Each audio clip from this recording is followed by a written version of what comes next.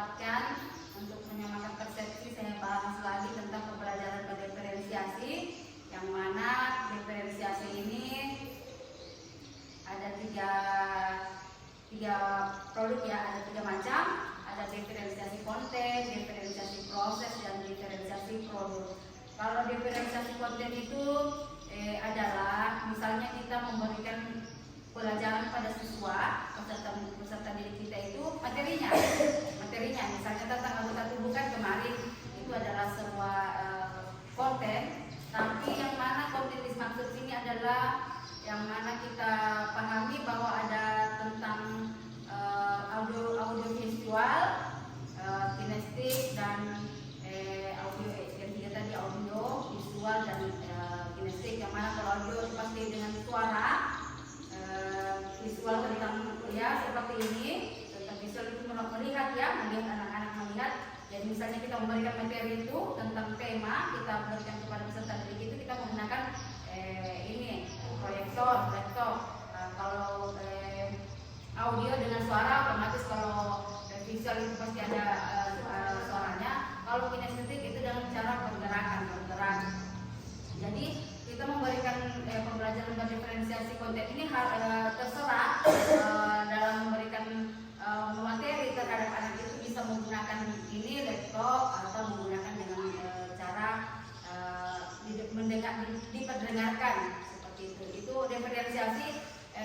Harus namanya diferensiasi itu artinya kan berbeda. Jadi harus ada dua macam ya. Misalnya memberikan konten, pemberian materi seperti yang saya jelaskan tadi. Kemudian diferensiasi proses.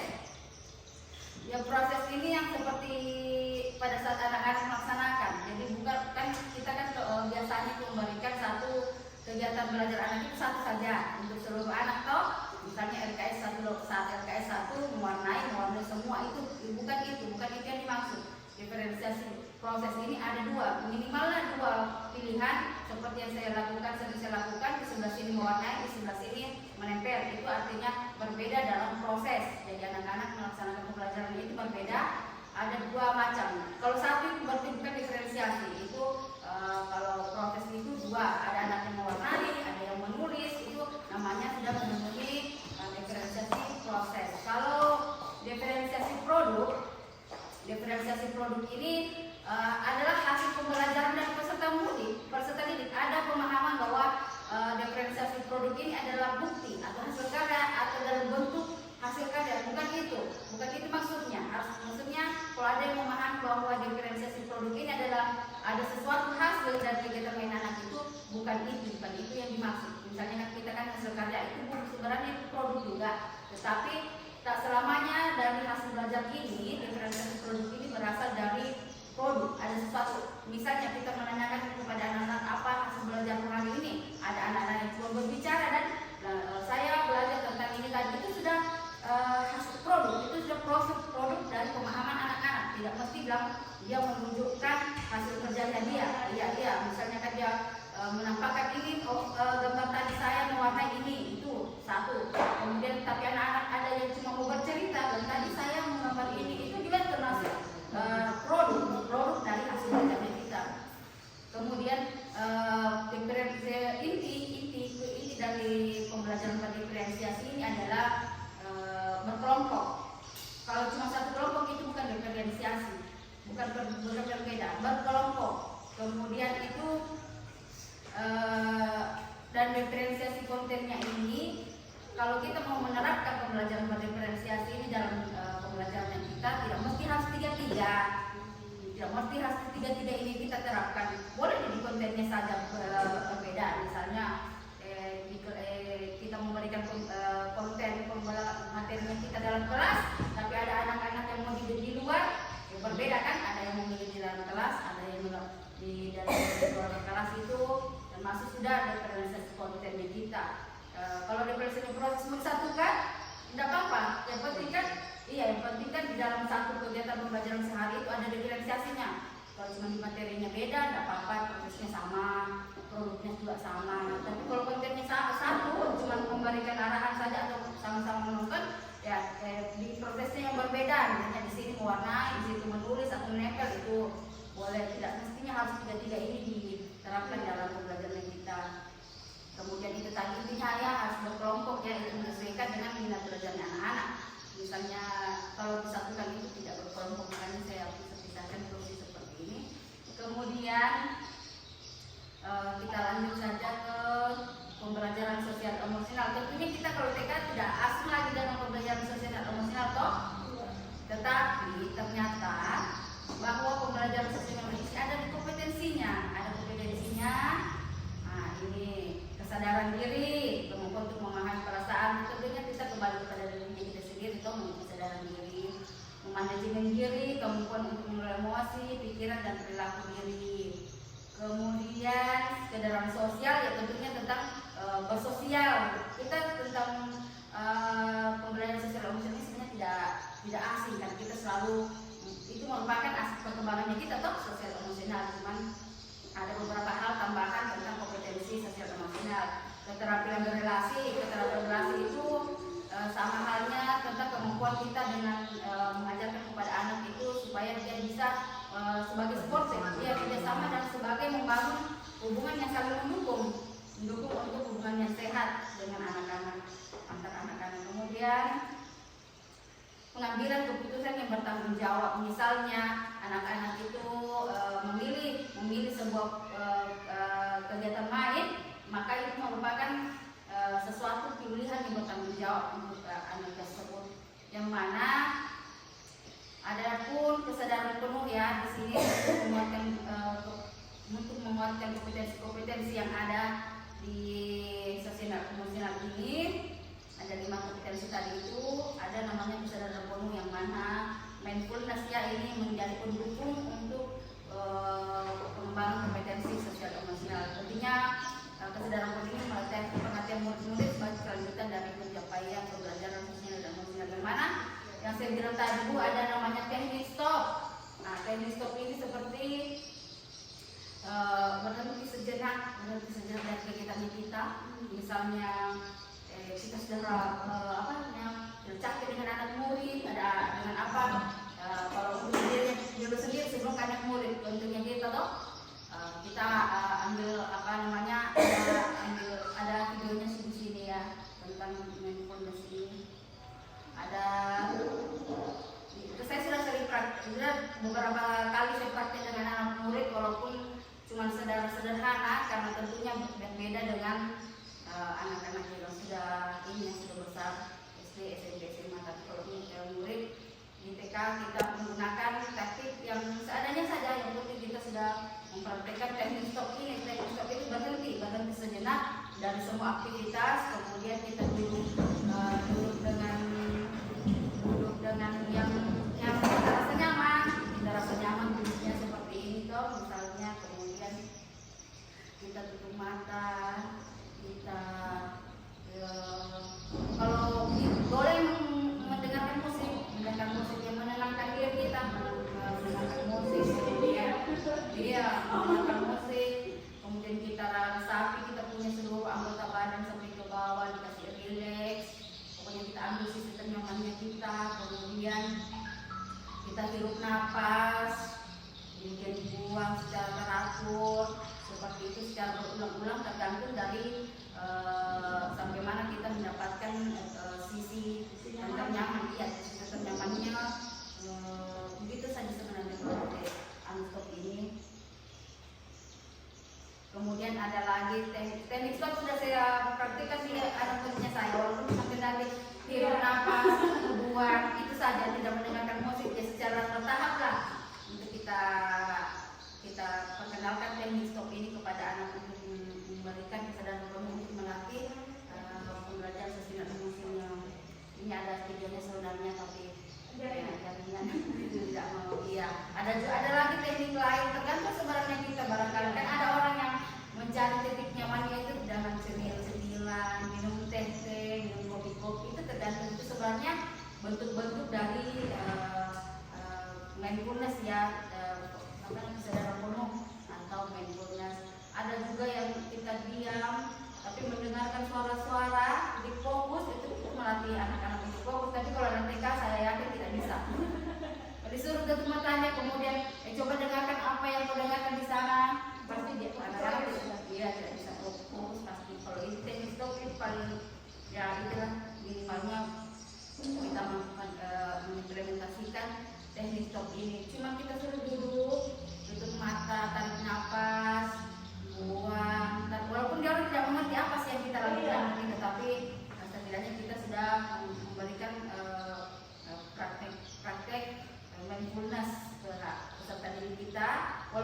sesempurna itu, tetapi kita gunakan secara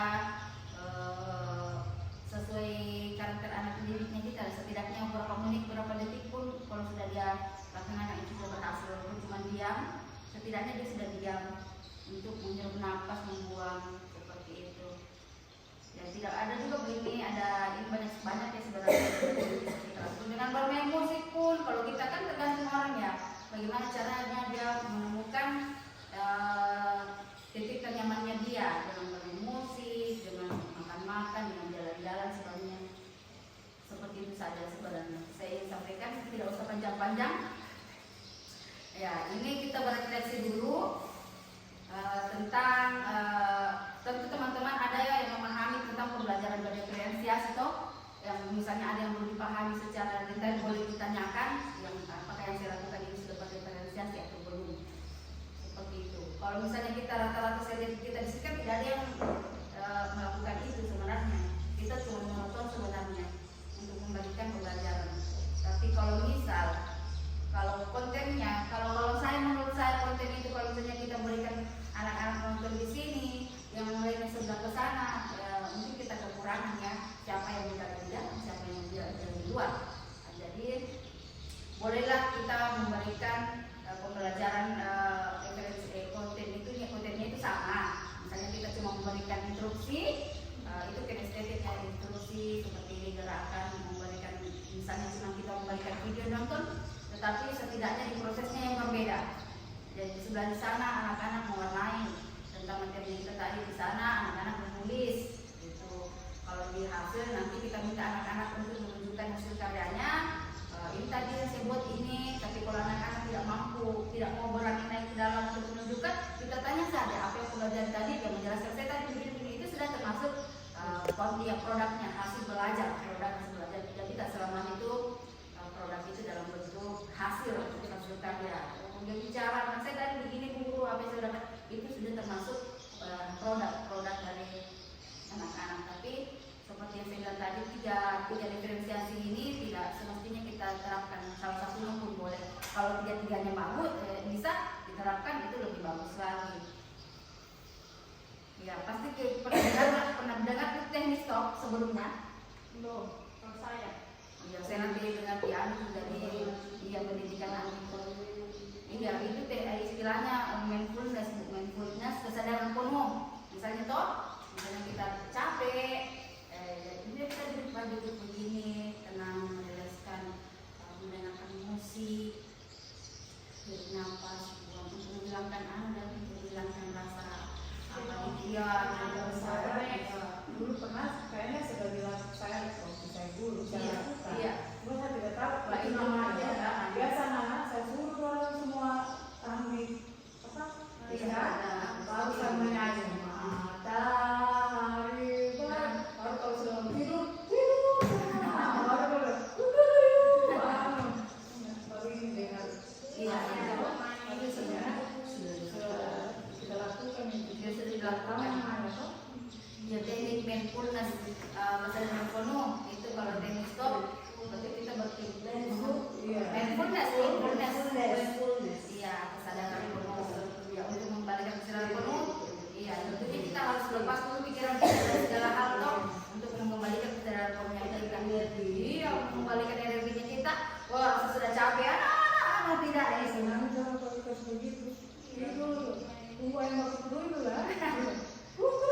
Ada separuh seperti dulu biasa ini sama dulu saya ini bangun tadi subuh tapi saya sudah mengantuk ini kan pekerjaan cepat katanya saya lakukan ke sekolah dalam jam 7 aku kan jam 7 aku sudah mengantuk sekali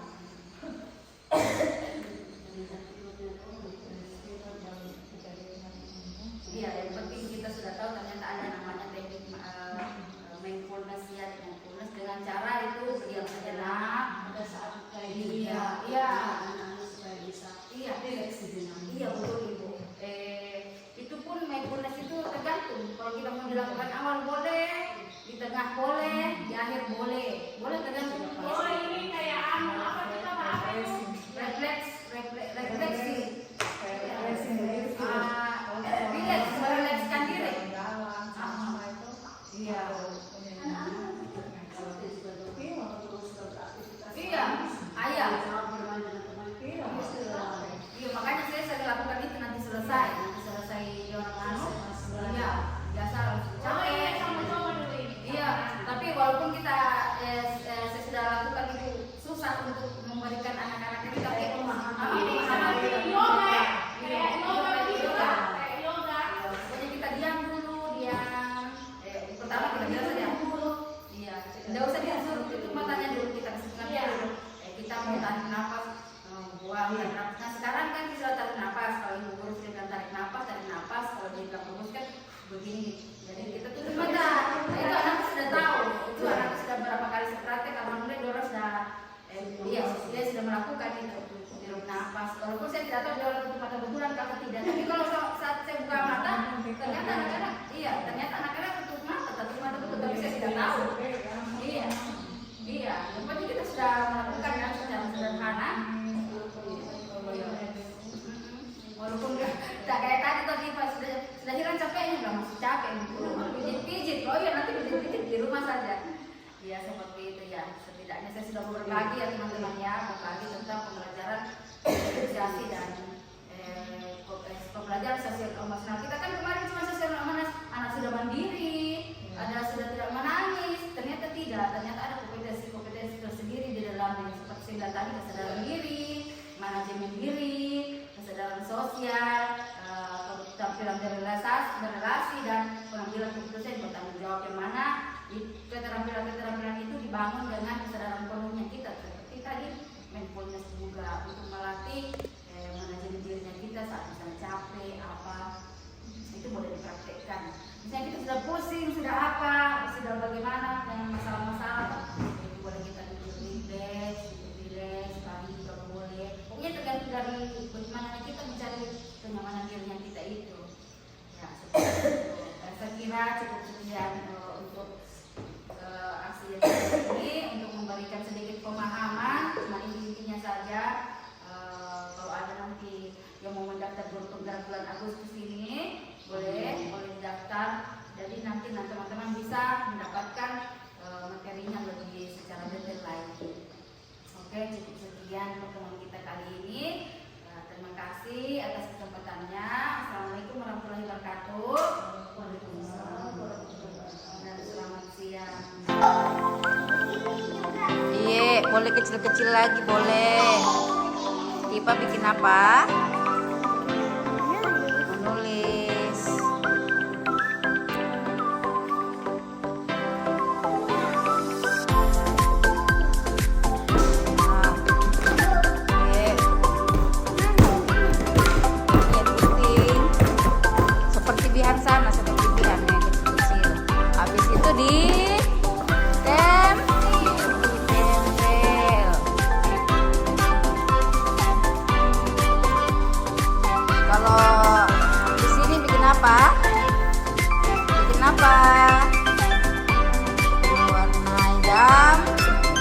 Gambar anak yang pintar, karena kenapa pintar anaknya?